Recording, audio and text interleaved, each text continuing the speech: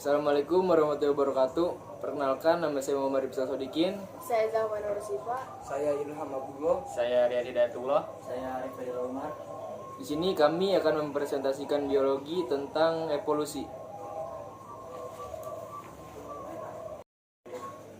Saya akan menjelaskan pengertian evolusi kimia dan biologi.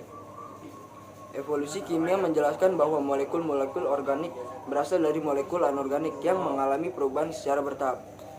Sedangkan evolusi biologi menjelaskan bahwa asal mula kehidupan dimulai dari hasil evolusi kimia yang berkembang menjadi struktur kehidupan sel. B. Teori asal-usul kehidupan. 1. Teori abiogenesis. Teori abiogenesis menjelaskan bahwa makhluk hidup berasal dari benda mati, atau dengan kata lain makhluk hidup ada dengan sendirinya. Oleh karena itu, teori ini dikenal juga dengan teori generatio spontanea. Teori abiogenesis pertama kali dicetuskan oleh Aristoteles yang merupakan tokoh ilmu pengetahuan dari Yunani kuno. Percobaan yang dilakukan oleh Aristoteles adalah tanah yang direndam air akan muncul cacing. Mereka anggap cacing tersebut berasal dari tanah. Setelah hujan turun, banyak katak yang bermunculan sehingga mereka beranggapan bahwa katak berasal dari air hujan. 2. Teori biogenesis. Teori ini menyatakan bahwa makhluk hidup berasal dari makhluk hidup sebelumnya. Francesco Redi adalah orang yang melakukan eksperimen mengenai teori biogenesis. Pada 4 buah toples ia memasukkan potongan daging. Kemudian 2 toples yang terbuka, dagingnya membusuk dan terdapat larva. Sedangkan pada toples yang tertutup, dagingnya tidak membusuk dan tidak terdapat lalat. Redi menyimpulkan bahwa larva berasal dari telur lalat, bukan dari daging. Redi mengadakan percobaan kembali dengan 2 toples, pada keduanya didih dengan potongan daging. Toples ditutup dengan kain kasa sehingga udara dapat masuk. Hasilnya daging membusuk namun tidak terdapat larva. Contoh dari gambaran tersebut. Percobaan Lazzaro Spallanzani. Spallanzani melakukan pengujian dengan memanaskan air kaldu, rebusan daging, di 2 tempat yang berbeda. Setelah dipanaskan, masing-masing wadah diberikan kondisi yang berbeda. Wadah yang pertama diberi penutup, sementara wadah satunya dibiarkan terbuka. Ini gambarannya. Setelah didiamkan beberapa hari, terlihat bahwa di wadah yang terbuka, kondisi air kaldu menjadi keruh dan aromanya busuk. Di sisi lain, kondisi air kaldu pada wadah yang tertutup tetap jernih. Kok bisa? Ini terjadi karena adanya aktivitas mikroorganisme yang berasal dari udara bebas. Lazzaro Spallanzani membuktikan bahwa organisme tidak lahir dari benda mati, air kaldu, melainkan dari makhluk hidup lainnya. Hasil eksperimen Louis Pasteur akhirnya berhasil menumbangkan teori abiogenesis dan memajukan teori abiogenesis. Teori biogenesis kemudian dirumuskan dalam postulat sebagai berikut. Postulat. Omne vivum ex oppo artinya makhluk hidup berasal dari telur. Omne opum ex vivo, telur berasal dari makhluk hidup. Omne vivum ex vivo artinya makhluk hidup berasal dari makhluk hidup sebelumnya. C. Bukti evolusi. 1. Fosil. Kata fosil diserap dari bahasa Latin yaitu fodere, yang berarti menggali. Fosil dapat didefinisikan sebagai sisa-sisa makhluk hidup yang terperangkap di dalam permukaan bumi dalam waktu yang lama dan telah membatu. Bukti berupa fosil ini menjadi fakta bahwa variasi makhluk hidup telah terjadi. Sederet fosil yang ditemukan dalam lapisan permukaan bumi tua ke lapisan muda menjadi teori evolusi yang menunjukkan adanya perubahan yang berangsur-angsur pada makhluk hidup. Fosil jarang ditemukan dalam keadaan utuh karena yang pertama yaitu pengaruh air, angin, dan bakteri pembusuk. 2. Terdapat bagian yang tidak dapat membatu. 3. Terjadi lipatan batuan bumi akibat tanah longsor, letusan gunung berapi, dan gempa bumi. 4. Hewan pemakan bangkai yang kerap membawa bagian tubuh mangsanya ke tempat lain. 2. Homologi dan analogi. Homologi merupakan salah satu bukti dari adanya evolusi. Homologi adalah persamaan pada beberapa spesies yang dihasilkan dari leluhur yang sama. Salah satu contoh homologi adalah tungkai pada lengan manusia memiliki struktur dan susunan yang sama dengan sayap burung dan sirip paus. Walaupun mereka struktur tersebut memiliki fungsi yang berbeda, homologi struktur tungkai depan pada bagian macan hewan yang menunjukkan adanya kesamaan nenek moyang di antara hewan-hewan tersebut. Saat ini hewan-hewan darat dengan struktur kerangkai seperti pada gambar, yaitu hewan darat dengan 4 tungkai disebut sebagai hewan tetrapoda. Analogi merupakan bukti evolusi yang terdapat pada beberapa spesies berbeda dan dihasilkan dari leluhur yang berbeda. Analogi dipengaruhi akibat adanya adaptasi terhadap lingkungan yang sama dilakukan oleh spesies yang berbeda. Analogi menghasilkan fungsi yang sama pada spesies yang berbeda, namun spesies tersebut bukanlah berasal dari leluhur yang sama. Salah satu contoh analogi adalah yang terdapat pada spesies suger glider dan tupai.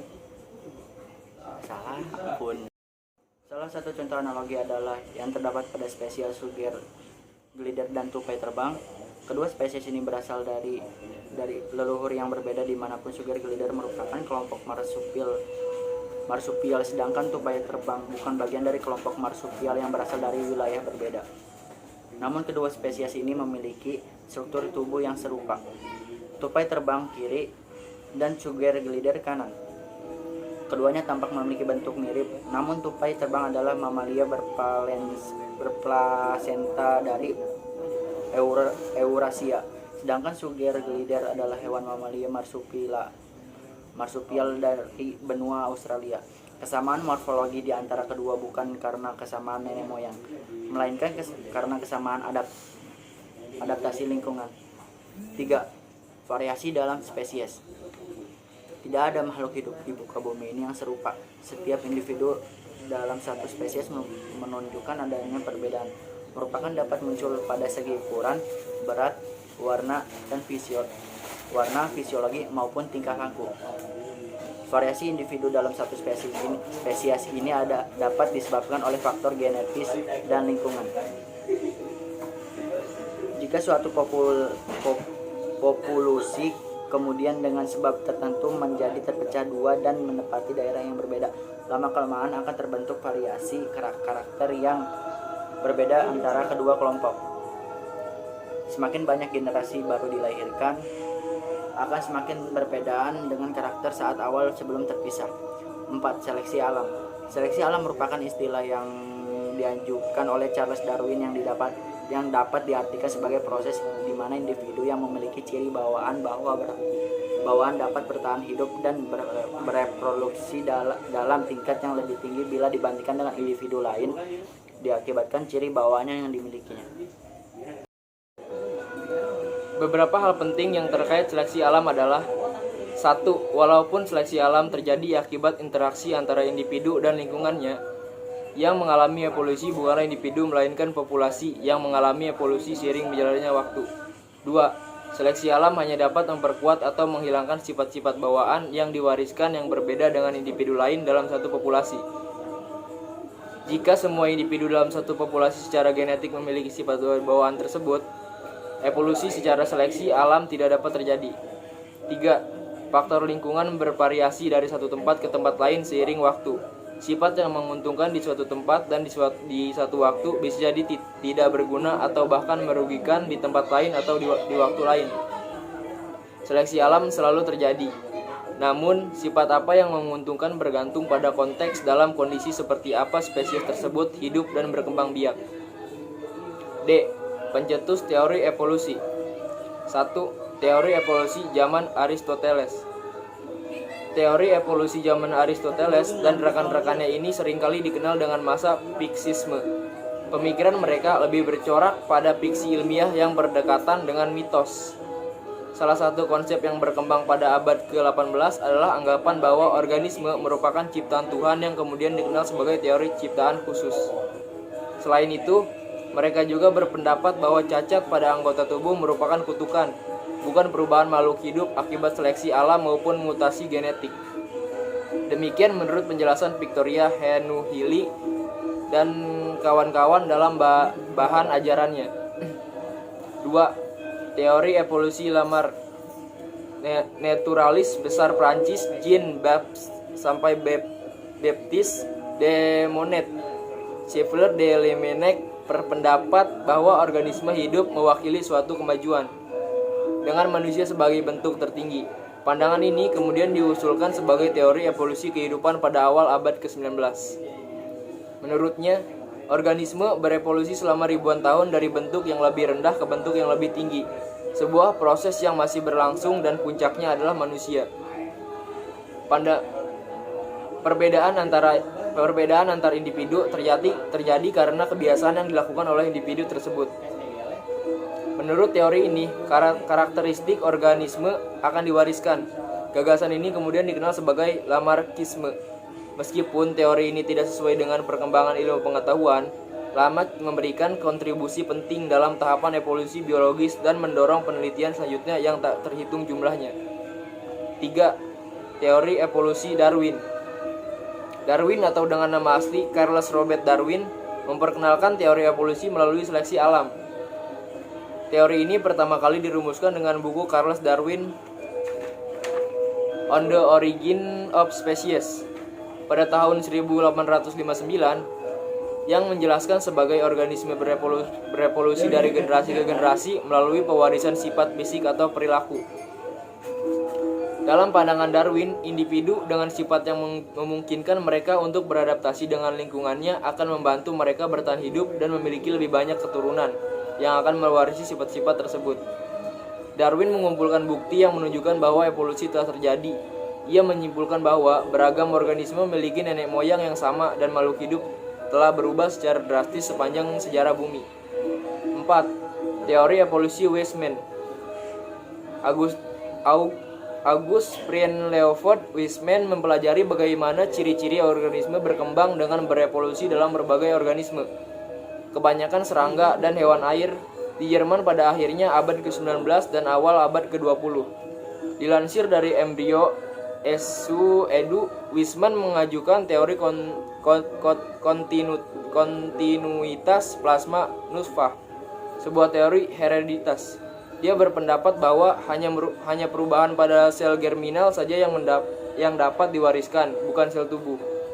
Pada tahun 1896, berdasarkan teori plasma nutfahnya, Weismann mengusulkan teori seleksi germinal sebagai perluasan teori evolusi melalui seleksi alam dalam Uber germinal sampai selection.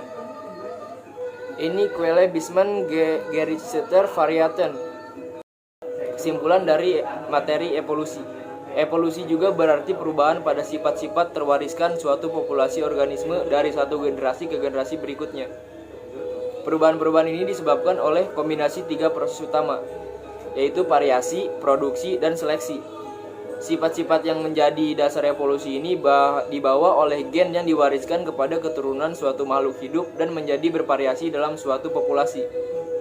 Ketika organisme berproduksi, keturunannya akan mempunyai sifat-sifat yang baru. Sifat-sifat baru dapat diperoleh dari perubahan gen akibat mutasi atau transfer gen antar populasi dan antar spesies. Pada spesies yang berproduksi secara seksual, kombinasi gen yang baru juga dihasilkan oleh rekombinasi genetika yang dapat meningkatkan variasi antara organisme. Evolusi terjadi ketika perbedaan terwariskan ini menjadi lebih umum atau langka dalam suatu populasi. Saran. Melalui makalah ini, penulis berharap agar pembaca dapat mengembangkan maksud dari evolusi dan ikut berperan dalam menggali evolusi di muka bumi, karena seperti yang kita tahu bahwa evolusi adalah suatu hal yang belum jelas dan dapat dibuktikan secara langsung. Namun janganlah dijadikan sebuah momen untuk berperang dalam memikirkan karena akan menimbulkan perpecahan. Sekian dari kami. Kurang lebihnya mohon maaf. Wassalamualaikum warahmatullahi wabarakatuh.